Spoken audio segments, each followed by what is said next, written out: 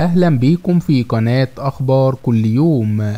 هنقدم ليكم أسعار اليورو في البنوك المصرية النهاردة السبت 14 نوفمبر 2020، وإليكم الأسعار.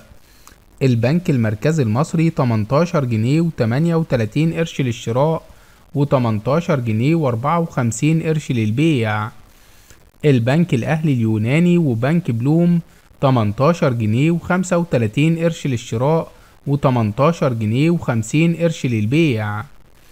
بنك كريدي أجريكول إيجيبت 18 جنيه و35 قرش للشراء و18 جنيه و52 قرش للبيع. بنك التعمير والإسكان 18 جنيه و35 قرش للشراء و18 جنيه و61 قرش للبيع. البنك الأهلي المصري 18 جنيه و34 قرش للشراء و18 جنيه و56 قرش للبيع. بنك مصر وبنك التنمية الصناعية وبنك عودة 18 جنيه و34 قرش للشراء و18 جنيه و55 قرش للبيع. البنك المصري لتنمية الصادرات 18 جنيه و34 قرش للشراء و18 جنيه و56 قرش للبيع. مصرف أبو ظبي الإسلامي والبنك الأهلي الكويتي 18 جنيه و34 قرش للشراء و18 جنيه و55 قرش للبيع.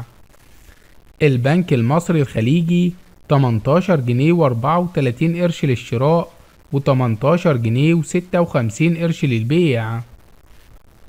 بنك قناة السويس والبنك التجاري الدولي والمصرف المتحد والبنك العربي الإفريقي الدولي 18 جنيه و33 قرش للشراء و18 جنيه و54 قرش للبيع.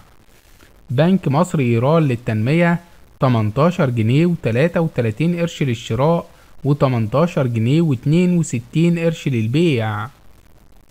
بنك الكويت الوطني والمصرف العربي الدولي 18 جنيه و32 قرش للشراء و18 جنيه و53 قرش للبيع.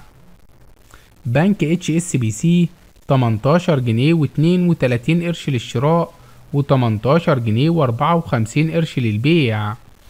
بنك الاسكندرية 18 جنيه و30 قرش للشراء و18 جنيه و54 قرش للبيع. أعزائي المشاهدين، هنا ينتهي الفيديو. لا تنسوا دعمنا بلايك والاشتراك في القناة حتى يصلكم كل جديد.